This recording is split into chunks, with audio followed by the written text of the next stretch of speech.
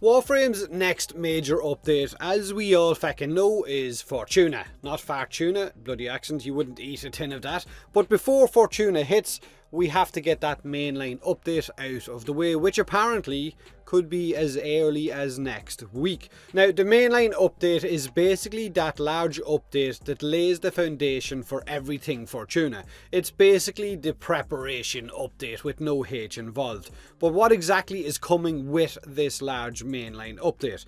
Apparently a diverse roster of, wait for it, content. Picture the person doing jazz hands every time someone says content. Okay, so content. Jazz hands. So it's going to give us enough content to whet our appetite before the main course. So please sir, can I have some more?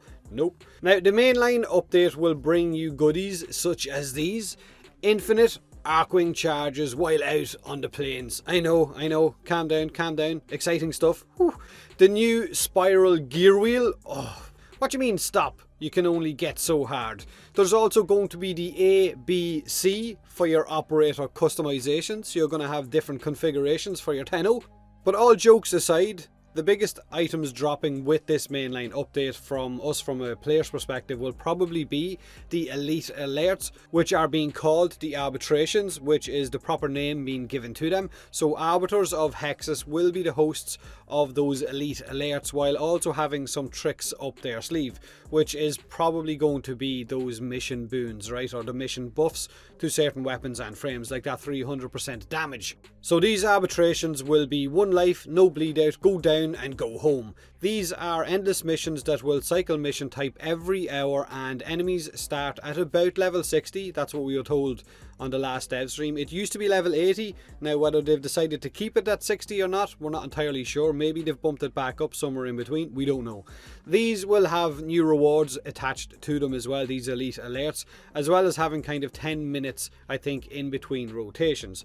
Now we've been shown these elite alerts a few times on prime times and dev streams, and I've mentioned them in videos in the past more than once, so I'm just going to move on and talk a little bit about the next big thing dropping with this mainline update. The new daily login system that I mentioned in my last video will be with this update, so if you're near a major milestone, then you will soon have extra choices to pick from. 3 choices for each major milestone. So if it's a weapon milestone, then you're going to be able to pick between 3 weapons, but of course they're going to stay in their chronological order. Or if it's a milestone for primed mods, then you're going to be able to pick between 3 primed mods. And again, like I said, those will be in chronological order as well. So at day 100, you won't be able to choose one of the weapons that came with, say, day 700, like the Sigma and Octantis.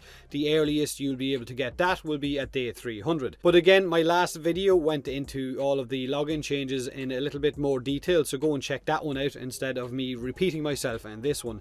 The mainline update apparently is also going to bring new melee weapons. I think they said on the dev stream there was going to be 2 melee weapons with that mainline update, but again, we have no idea what these are until the update actually drops. 5, apparently, that's right, 5 more pages of changes and fixes that will be released once the mainline update actually goes live. So I'll make a video, don't worry. I know some of you don't like to read and probably prefer listening to me trying to pronounce fucking words. So that's it. Mainline could hit Warframe as early as next week, and my biggest concern for this update is probably going to be the elite alerts, and hopefully them not being another Sanctuary Onslaught or Lunaro or Frame Fighter, or basically a tacked on game mode that dies out and is never touched again by the community after the first 2 weeks.